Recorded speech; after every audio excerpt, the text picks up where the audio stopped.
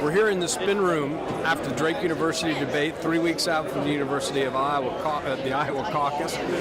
This was a wild debate. It started out real strong, substantive, a lot of fighting between Romney and Gingrich. They both essentially held their own. Newt got some tough questions, especially one from George Stephanopoulos, setting up the question about whether or not marital infidelity should be a factor in determining who should be supported for president.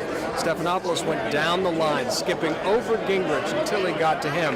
I got to say, Newt handled it pretty well. He was cool in his delivery, saying that, yes, it's one of many factors people should take into account. Not trying to spin his way out of it, but answering it honestly, and then saying that he had apologized for the mistakes in his past. I thought he handled that pretty critical moment well. Some standout quotes. Mitt Romney keeps on trotting out this line that he's never been a career politician. He's been his career in the private sector. Well, Newt nailed that tonight, saying, listen, let's be honest, you would have been a career politician if Teddy Kennedy hadn't beat you in 1994. The other question people are buzzing about right now inside the spin room is this awkward bet that Mitt Romney made Rick Perry, saying, I'll bet you $10,000. Rick Perry then saying, I don't take bets.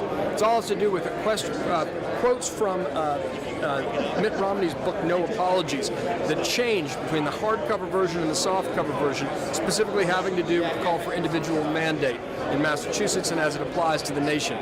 The spin here in this room, and it has been relentless, is that, hey, haven't you ever bet a friend $10,000? And, hey, the fact that Romney Perry backed down made him look weak. That you've heard offered time and time again with relentless efficiency here in the spin room.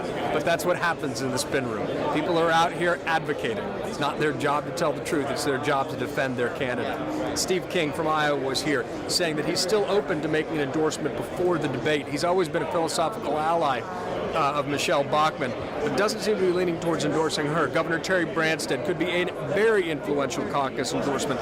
I spoke to him earlier. He said he's not inclined to make an endorsement, but is still open to the idea, hasn't completely shut the door. Gingrich gave him a very prominent shout out tonight. All in all, it was a substantive debate. It was a fiery debate. And you can tell the candidates realize that the clock is ticking. There will be one more debate. This is the 12th. The 13th debate will be held in Sioux City, Iowa later this week. And then it's the caucus. So this is really crunch time here. The candidates know it. Perry's going all in for the evangelical vote. Newt Gingrich conducting himself very well, solidifying his front-runner status. But don't factor out Ron Paul. Earlier today, we were at that Ron Paul town hall, and his numbers are strong enough and steady enough, and his people are absolutely passionate enough that if there is a major upset, it could very well be Ron Paul changing the entire dynamic of the race.